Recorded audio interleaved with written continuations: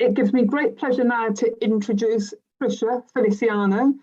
Trizzha is a youth advocate for Greenpeace, and Trizzha is also a medical student, so we're particularly grateful that she's torn herself away from her studies to come and speak to us today.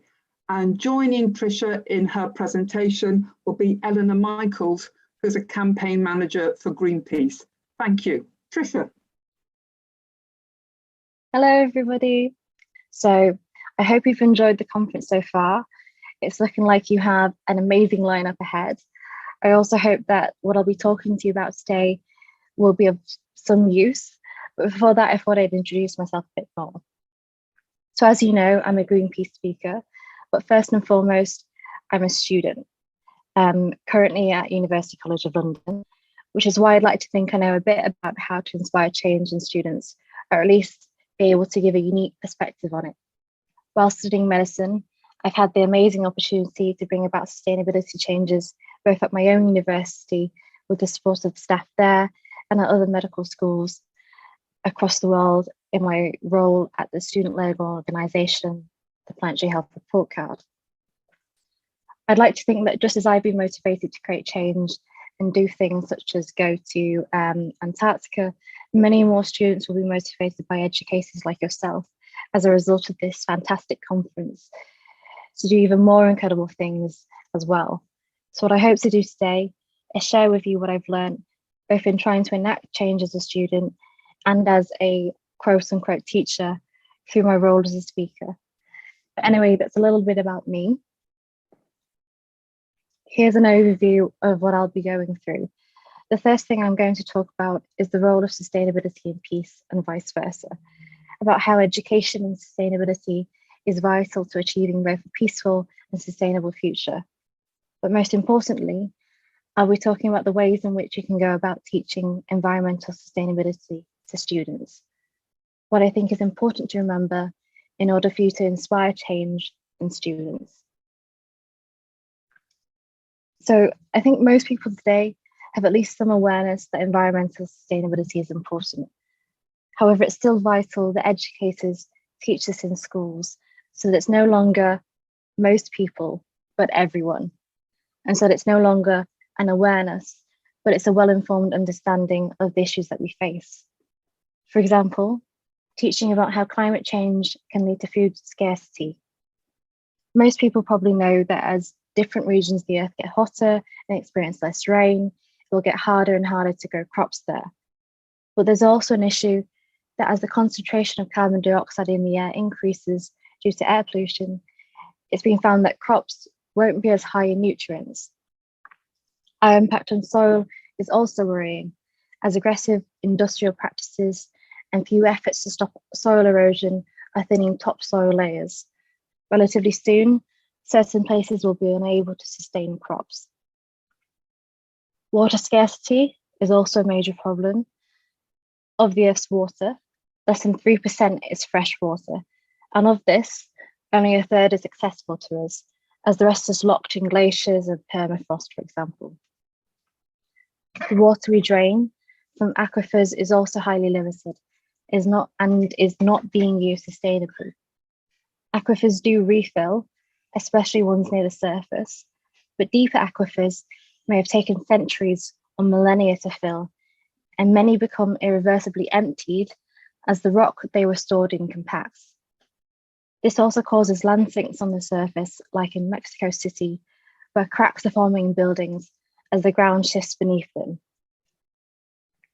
Of the 37 major underground water reservoirs we rely on in the world, 21 are on track to be irreversibly emptied if used at the rate we're currently using them.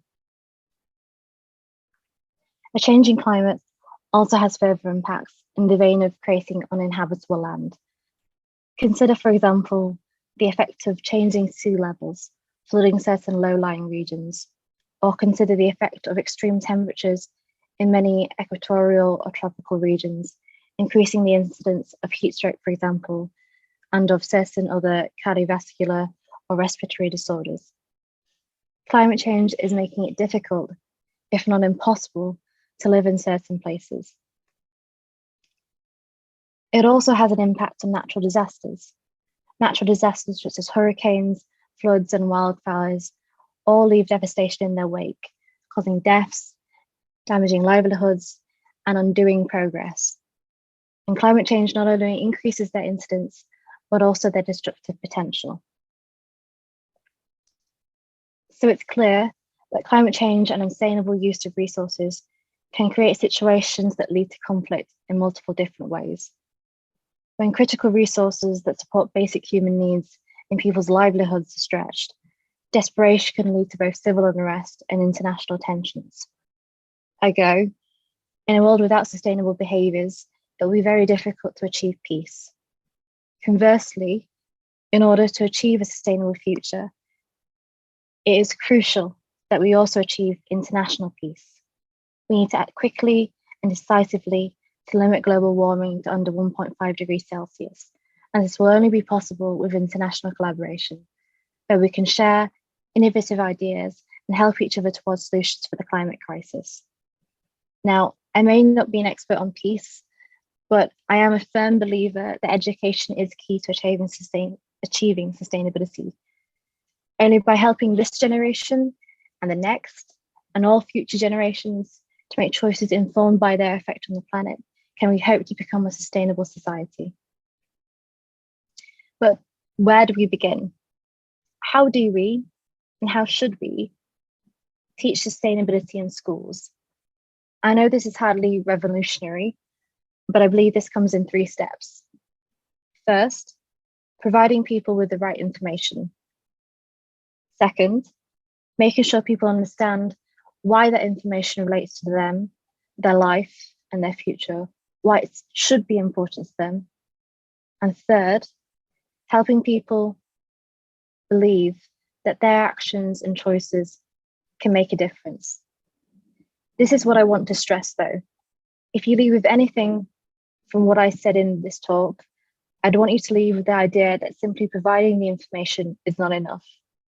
The most important thing you can do is not increase environmental knowledge, but instill in people the belief that they can be part of creating a sustainable and peaceful future. What we want to avoid is this question: so what? If this comes up, the student may understand the material, but not the message. What we want, our goal, is to turn this so what into a what now? What can I do now? We ideally want an end scenario where students are keen to get involved where they are able to, where they are asking questions such as, what can I do now? The first step, I said before, is to make sure people have the information. Sustainability education needs to be added to the existing curriculum. The most effective way would be to integrate it throughout the curriculum, not just in one-off sessions, isolated modules. For people to fully understand the importance of sustainability, it should be added whenever it could be relevant. So people see the role sustainability plays in several different fields. What this is trying to achieve is for sustainability considerations to become a natural step in the thinking process and not a revolutionary one. In the same way, we do not take notice when considering the financial implications for a strategy or idea. It should become second nature to think about the long-term potential for a product idea or plan and how it would impact natural systems at each point in its lifespan. For example, in geography, when discussing the structure of cities and urban land use, the differences between rural, urban, and suburban regions are discussed. And so the level and types of pollution seen in each region could also be mentioned. In physical education or sports classes, there could be a discussion on the health and sustainability benefit of active transport, such as cycling, whilst ensuring all students feel comfortable using these methods of transport. Whilst doing science experiments, you can raise awareness of and point out the waste that can occur, and you can have discussions for the reasons behind choosing materials and tools. This could include what they're made of, like plastic versus glass syringes, and also the extent of waste can also be discussed when thinking about bigger labs and the implications of the research that's done in those sorts of labs. I have no doubt you will be able to come up with much more immediately relevant examples for your own classrooms though. The ways in which you integrate sustainability education also matters. Making sessions interactive, as I'm sure you already know, can get more students interested and engaged in the lesson. You could perhaps, if space allows, start a vegetable patch, where students can discuss the benefits of local procurement, sustainable farming, and actually learn how to garden, which they can hopefully take into later life. These discussions might be better had in the classroom though, as debates, for instance, where they can help foster their skills and empathy and their ability to back up their beliefs. These discussions could also be in the form of small group presentations to encourage independent exploration of the subject, both individually and as a group. School trips are also an excellent way to show students the real life impacts of climate change on our environments and on people's lives. For example, one of these trips could be to a beach to pick up plastic waste. By framing the trip as an investigation, you can both give back to a local natural environment and demonstrate the proliferation of waste in our world by the magnitude of items the students find and by the variety in their possible places of origin. If food classes are given at your school, it could be a great idea to do a couple of sessions cooking vegan food to demonstrate how affordable and easy it can be to make, as well as how nice it can be to eat. In addition to discussions of the wider environmental and health benefits of a plant-based diet. Lastly, simple group quizzes on the topics mentioned thus far can go a long way to helping students become more confident in their knowledge. And it is also a great way to get people thinking about certain environmental issues, especially if the answer to a question may be a bit shocking or hard to believe. For example, the question of how big the Great Pacific garbage patch is, and the answer being 3 times the size of France can definitely be shocking and memorable. This brings me to the importance of the hidden curriculum. The hidden curriculum, which I'm sure most of you are familiar with, is the concept describing everything a student learns from at school, which was not explicitly intended to be taught. These can include social lessons they learn while at school, work habits they develop, and the values they come to take on. Thus, considering the curriculum is essential to teaching sustainability, as it is one of the value systems we wish students to take on even after they leave. As an educator, this means that you need to not only be teaching about sustainability, but also practicing it. Students may not take a teacher seriously if they see that the values that they teach do not translate to their real world actions. This extends to the campus or school buildings as well. If there are improvements that could be made to the sustainability of the school and yet aren't being attempted, a student may question how important sustainability can really be. To fully embed the importance of sustainability, students need to see that the school itself takes sustainability very seriously and is actively trying to improve their campus's sustainability. This could include energy saving methods, being powered by renewable energy, having available compost bins, eliminating single-use plastic from school premises, and facilitating public transport for students and staff. Now, I've just listed quite a long list of examples, but I'd like to stress that all of these need to be done in order to show your commitment to sustainability. What's important is that you are actively trying to improve. Schools also have the unique opportunity to be able to engage their students with their ideas. The experience students can get from implementing their own ideas in a safe and supportive environment can often be undervalued. And these activities foster creativity from an early age, which helps students become adept at approaching more complex sustainability issues in the real world. Students could, for instance, get involved with trying to improve campus sustainability alongside staff. This gives them the opportunity to be creative with their ideas and see how things may fare in real life. It gives them the experience of trying to problem solve and prepares them to be able to do this in their own line of work later on in life, even perhaps pioneering the introduction of sustainability measures in their own workplace.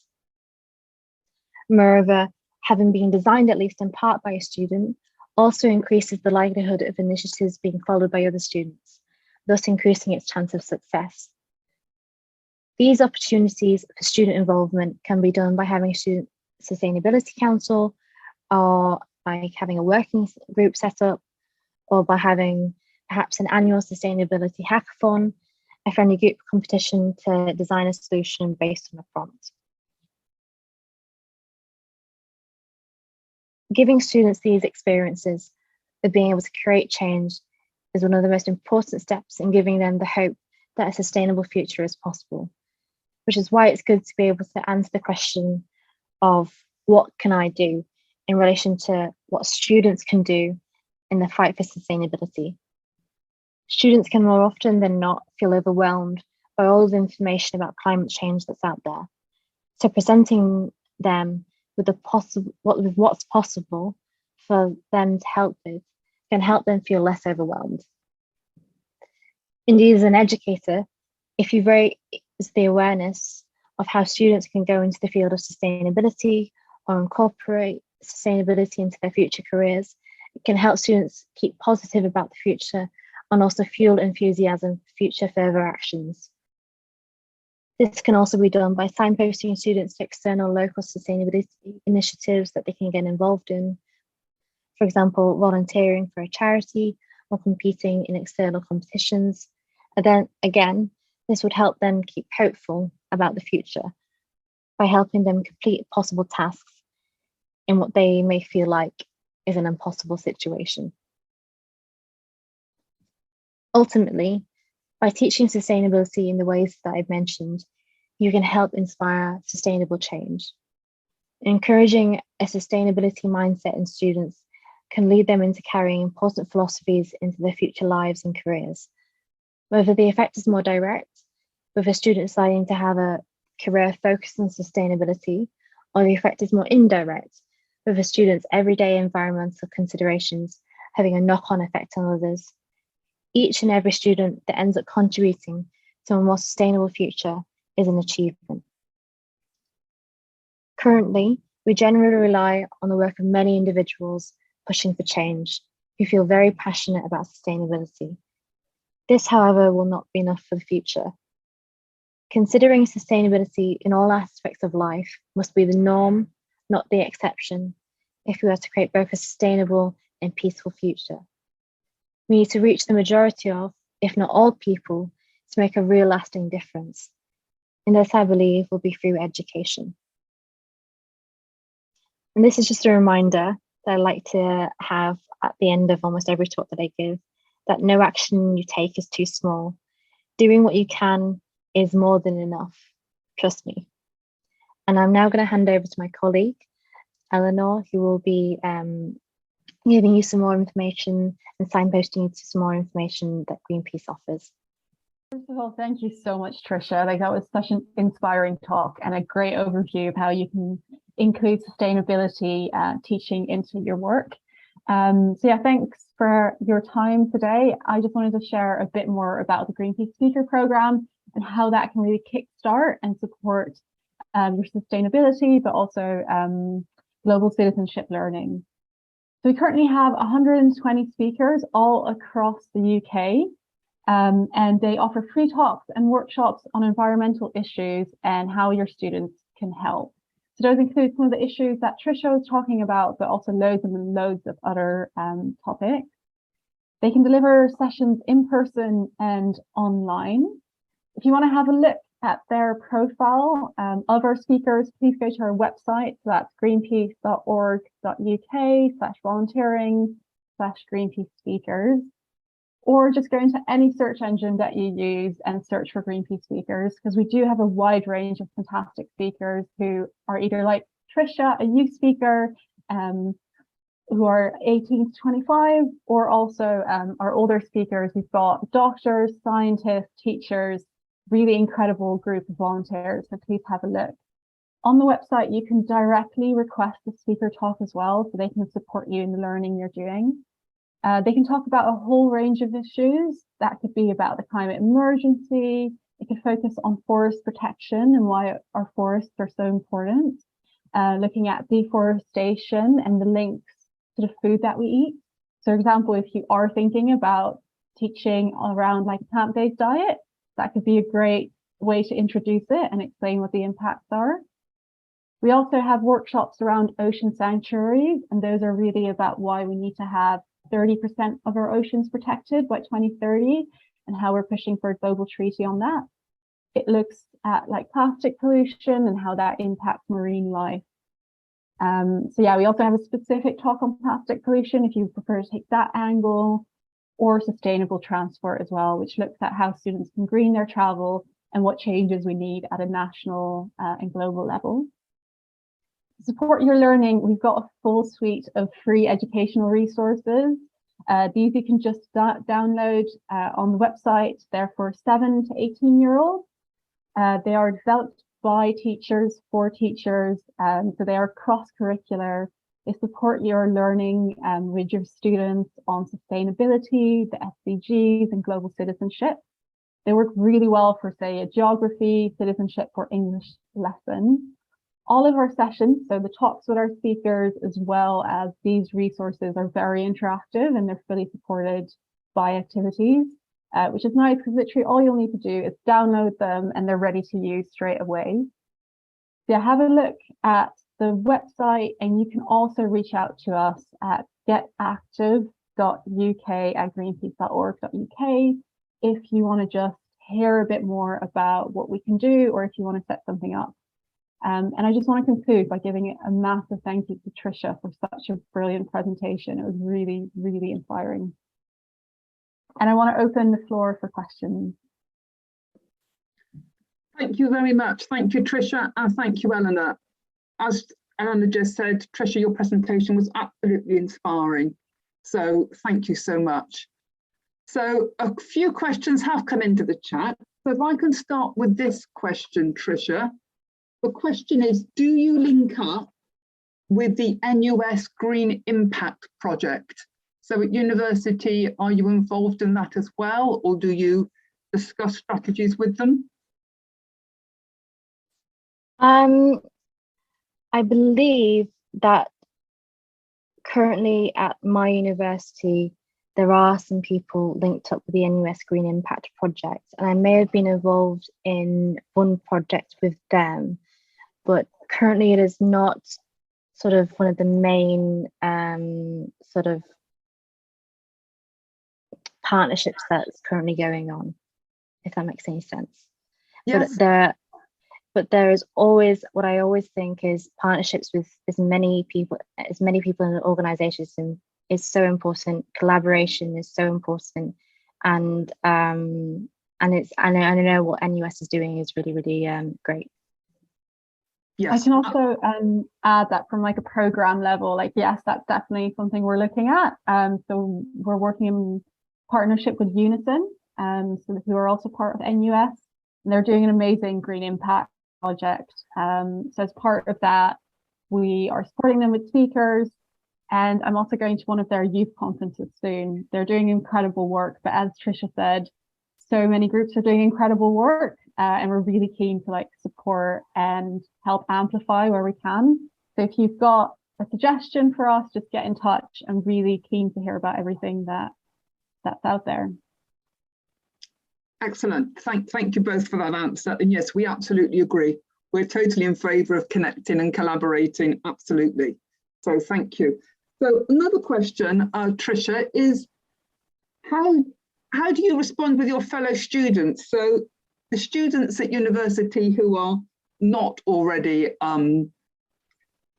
sort of involved in Greenpeace and aren't heavily involved in environmental sustainability. So how do you respond to the so what, or how do you respond to any of your fellow students who aren't as forward-looking as you are? So I always think that one of the main reasons why people have the question, so what, is because they've seen the information and they just get so overwhelmed with it and they feel like there's nothing that can be done. They're bombarded with quite a lot, and they've just assessed it and they've gone, okay, you know, I don't think that I can do too much in what I do. What I'm doing is not really relevant. But what I say to them is just look at what you are doing. Look at the fact that even simple changes that you can make in your life can cause other people who also say, so what, to kind of think, oh, why are they doing that? Why have they changed what they're doing? And it kind of has sort of a ripple effect. So even just tiny things like that can make a massive difference. And I think people also underestimate the impact of banding together with other people and trying to convince politicians and policymakers to create a change, because ultimately they're the people that you want to convince to be able to make the biggest difference. A lot of people feel overwhelmed because they think they need to do so many different changes themselves. The onus is all on them. They have to do this, do that. Oh, I can't buy from this company. I have to make sure that I'm doing this all the time. And then when they slip up, it's like, oh, I give up. But I want people to remember that what's important is not necessarily what's done on an individual level. It's trying to change the whole public opinion and put pressure on people that really can make a difference, who really should be making it easier for us to be making the more sustainable decisions. Sorry if I went on a bit of a tangent there. No, that's an excellent answer, Tricia, and I totally agree with everything that you said there. Exactly, it's about all of those things, isn't it? About individuals taking small and simple steps, but it's also about us using our voices and making sure that there are new policies for sustainable development. And everybody can see there are some very good links that are being placed into the chat, including a policy brief on education for sustainable development and best practice in the UK. So please, everybody, have a look at those links. So thank you very much, Tricia and Eleanor. And I'll now hand over to Mike. Thanks, Helen. Thanks, Eleanor and Tricia again. So what question will be sitting with me for a long time. The what if, so what, and the what next. Brilliant presentation. Thank you so much.